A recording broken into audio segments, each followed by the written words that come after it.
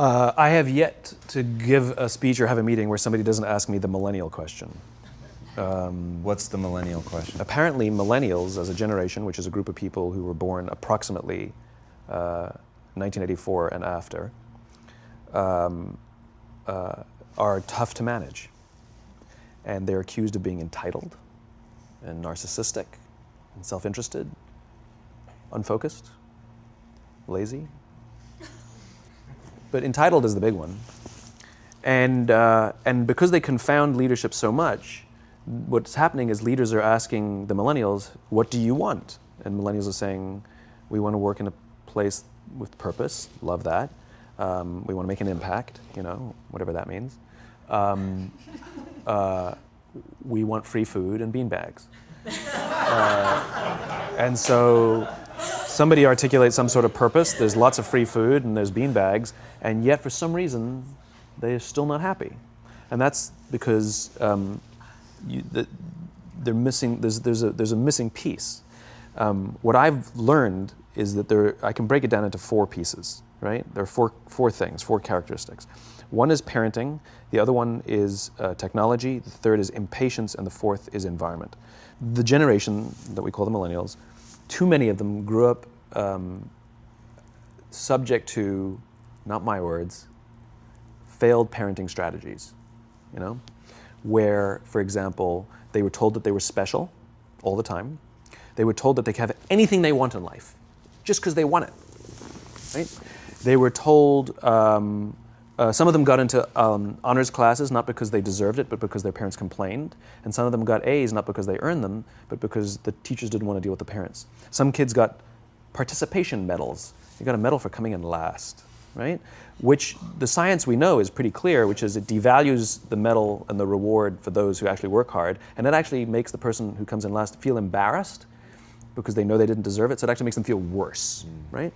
So you take this group of people and they graduate school and they get a job, and they're thrust into the real world, and in an instant, they find out they're not special, their moms can't get them a promotion, that you get nothing for coming in last, and by the way, you can't just have it because you want it, right? And in an instant, their entire self-image is shattered. And so you have an entire generation that's growing up with lower self-esteem than previous generations. The other problem, to compound it, is we're growing up in a Facebook, Instagram world. In other words, we're good at putting filters on things. We're good at showing people that life is amazing even though I'm depressed, right? And so everybody sounds tough, and everybody sounds like they got it all figured out. And the reality is there's very little toughness, and most people don't have it figured out. And so when the more senior people say, well, what should we do? They sound like, this is what you got to do. And they have no clue, right? So you have an entire generation growing up with lower self-esteem than previous generations, right? Through no fault of their own, right? They were dealt a bad hand, right? Now let's add in technology. We know that engagement with social media and our cell phones releases a chemical called dopamine. That's why when you get a text, it feels good, right? So we've all had it where you're feeling a little bit down or feeling a bit lonely, and so you send out 10 texts to 10 friends, hi, hi, hi, hi, hi, because it feels good when you get a response, right? Right? It's why we count the likes. It's why we go back 10 times to see if my Instagram is growing slower, did I do something wrong? Do they not like me anymore, right? The trauma for young kids to be unfriended, right? Because we know when you get it, you get a hit of dopamine, which feels good. It's why we like it. It's why we keep going back to it. Dopamine is the exact same chemical that makes us feel good when we smoke, when we drink, and when we gamble. In other words, it's highly, highly addictive. Right? We have age restrictions on smoking, gambling, and alcohol, and we have no age restrictions on social media and cell phones, which is the equivalent of opening up the liquor cabinet and saying to our teenagers, hey, by the way, this adolescence thing, if it gets you down. But that's basically what's happening. That's basically what's happening, right? That's basically what happened. You have an entire generation that has access to an addictive, numbing chemical called dopamine through social media and cell phones as they're going through the high stress of adolescence. Why is this important? Almost every alcoholic discovered alcohol when they were teenagers. When we're very, very young, the only approval we need is the approval of our parents. And as we go through adolescence, we make this transition where we now need the approval of our peers. Very frustrating for our parents, very important for us. It allows us to acculturate outside of our immediate families into the broader tribe, right? It's a highly, highly stressful and anxious period of our lives, and we're supposed to learn to rely on our friends. Some people, quite by accident, discover alcohol and numbing effects of dopamine to help them cope with the stresses and anxieties of adolescence. Unfortunately, that becomes hardwired in their brains, and for the rest of their lives, when they suffer significant stress, they will not turn to a person, they will turn to the bottle. Social stress, financial stress, career stress, that's pretty much the primary reasons why an alcoholic drinks, right?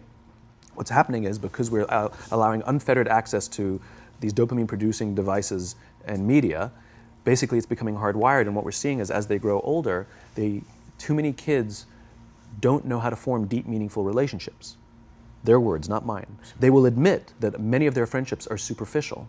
They will admit that their friends, that they don't count on their friends, they don't rely on their friends, they have fun with their friends, but they also know that their friends will cancel on them if something better comes along. Deep, meaningful relationships are not there because they never practice the skill set, and worse, they don't have the coping mechanisms to deal with stress. So when significant stress starts to show up in their lives, they're not turning to a person, they're turning to a device, they're turning to social media, they're turning to these things which offer temporary relief. We know, the science is clear, we know that people who spend more time on Facebook suffer higher rates of depression than people who spend less time on Facebook, right?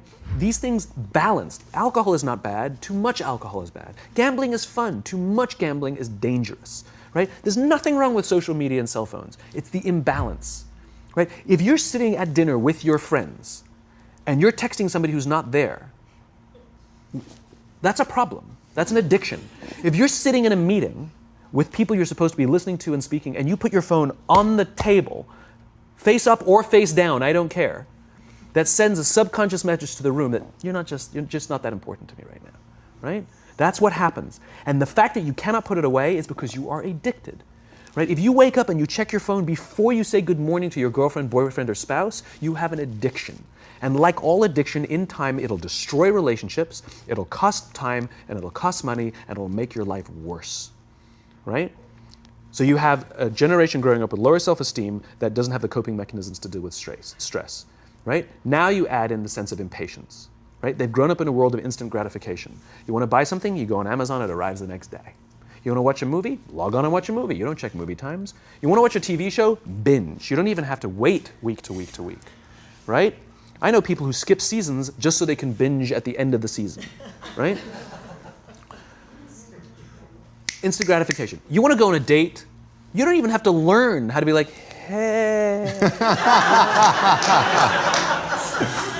You don't even have to learn and practice that skill. You don't have to be the uncomfortable one who says yes when you mean no and says no when you mean no and yes when you... You don't have to swipe right. Bang, I'm a stud. Right? You don't have to learn the social coping mechanisms, right? Everything you want, you can have instantaneously. Everything you want, instant gratification, except job satisfaction and strength of relationships. There ain't no app for that. They are slow, meandering, uncomfortable, messy processes. And so I keep meeting these wonderful, fantastic, idealistic, hardworking, smart kids. They've just graduated school. They're in their entry-level job. I sit down with them and I go, how's it going? They go, I think I'm going to quit. I'm like, why? They're like, I'm not making an impact. I'm like, you've been here 8 months. You know? It's as if they're standing at the foot of a mountain and they have this abstract concept called impact that they want to have in the world, which is the summit. What they don't see is the mountain. I don't care if you go up the mountain quickly or slowly, but there's still a mountain. And so what this young generation needs to learn is patience. That some things that really, really matter, like love, or job fulfillment, joy, love of life, self-confidence, a skill set, any of these things, all of these things take time. Sometimes you can expedite pieces of it, but the overall journey is arduous and long and difficult. And if you don't ask for help and learn that skill set, you will fall off the mountain, or you will, the worst case scenario, and we're already seeing it, the worst case scenario is we're seeing an increase in suicide rates, we're seeing an increase in this generation, we're seeing an increase in accidental deaths due to drug overdoses, we're seeing more and more kids drop out of school or take leaves of absence due to depression, unheard of. This is really bad. The best case scenario, those are all bad cases, right? The best case scenario is you'll have an entire population growing up and going through life and just never really finding joy. They'll never really find deep fulfillment in work or in life. They'll just waft through life and it'll be just, it's fine. How's your job? It's fine. The same as yesterday. How's your relationship? It's fine. Like that's the best case scenario, which leads me to the fourth point, which is environment, which is we're taking this amazing group of young, fantastic kids who were just dealt a bad hand. It's no fault of their own. And we put them in corporate environments that care more about the numbers than they do about the kids. They care more about the short-term gains than the long-term life of this young human being. We care more about the year than the lifetime, right? And so we are putting them in corporate environments that aren't helping them build their confidence, that aren't helping them learn the skills of cooperation, that aren't helping them overcome the challenges of a digital world and finding more balance, that isn't helping them overcome the need to have instant gratification and teach them the joys and impact and the fulfillment you get from working hard on something for a long time that cannot be done in a month or even in a year. And so we're thrusting to them in corporate environments, and the worst part about it is they think it's them. They blame themselves. They think it's them who can't deal. And so it makes it all worse. It's not. I'm here to tell them it's not them. It's the corporations. It's the corporate environments. It's the total lack of good leadership in our world today that is making them feel the way they do. They were dealt a bad hand, and I hate to say it, but it's the company's responsibility. Sucks to be you. Like, we have no choice, right? This is what we got, and I wish that society and their parents did a better job. They didn't. So we're getting them in our companies, and we now have to pick up the slack. We have to work extra hard to figure out the ways that we build their confidence. We have to work extra hard to find ways to teach them the social skills that they're missing out on. There should be no cell phones in conference rooms. None. Zero. And I don't mean the kind of like sitting outside waiting to text. I mean, like, when you're sitting and waiting for a meeting to start, this is what we all do. We all sit here and wait for the meeting to start. Meeting starting? Okay. And we start the meeting. No, that's not how relationships are formed. Remember we talked about it's the little things? Relationships are formed this way. We're waiting for a meeting to start and we go, how's your dad? I heard he was in the hospital. Oh, he's really good. Thanks for asking. He's actually at home now. Oh, I'm really glad. It was really amazing. I know, it was really scary for a while. That's how you form relationships. Hey, did you ever get that report done? Oh my God, no, I didn't. I'll help you out. Can I help you out with that? Really? That's how trust forms. Trust doesn't form at an event in a day. Even bad times don't form trust immediately. It's the slow, steady consistency. And we have to create mechanisms where we allow for those little innocuous interactions to happen. But when we allow cell phones in conference rooms, we just, okay, have the meeting. And then my favorite is like when there's a cell phone there and you go like this, you go. It rings and you go. I'm not going to answer that. Like, Mr. Magnanimous, you know? When you're out for dinner with your friends, like, I do this with my friends. When we're going out for dinner and we're leaving together, we'll leave our cell phones at home. Who are we calling? Maybe one of us will bring a phone in case we need to call an Uber or take a picture of our meal. Goes without saying, come on. I'm an idealist, but I'm not insane. You know? At a heathen. I mean, it looked really good. We'll take one phone.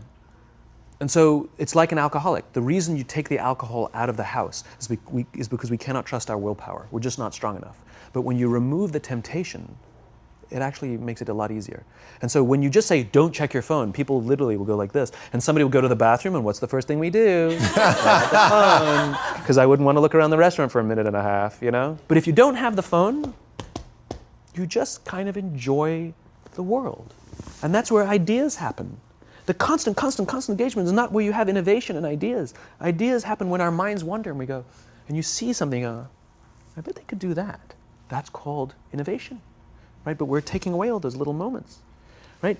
You should not, and none of us should charge our phones by our beds. We should be charging our phones in the living rooms, right? Remove the temptation. You wake up in the middle of the night because you can't sleep, you won't check your phone, which makes it worse. But if it's in the living room, it's relaxed, it's fine. But it's my alarm clock. buy an alarm clock. They cost $8, right? I'll buy you an alarm clock, right? But the point is we now, in industry, whether we like it or not, we don't get a choice. We now have a responsibility to make up the shortfall and to help this amazing, idealistic, fantastic generation build their confidence, learn patience, learn the social skills, find a better balance between life and technology. Because, quite frankly, it's the right thing to do.